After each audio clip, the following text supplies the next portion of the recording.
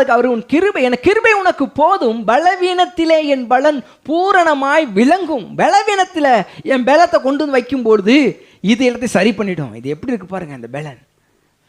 ஆகையால் கிறிஸ்துவின் வல்லமை என் மேல் தங்கும்படி. எதுக்காக கேட்குற அந்த பலத்தை? கிறிஸ்துவின் வல்லமை என் மேல தங்கணும். கடன் பிரச்சனை அடையணும், பணம் வரணும், அவங்க வரணும், இவங்க வரணும், அவங்க என்னை தேடி வரணும், இவங்க என்கிட்ட இறங்கி வரணும். அதுக்கு பலன் இல்லை.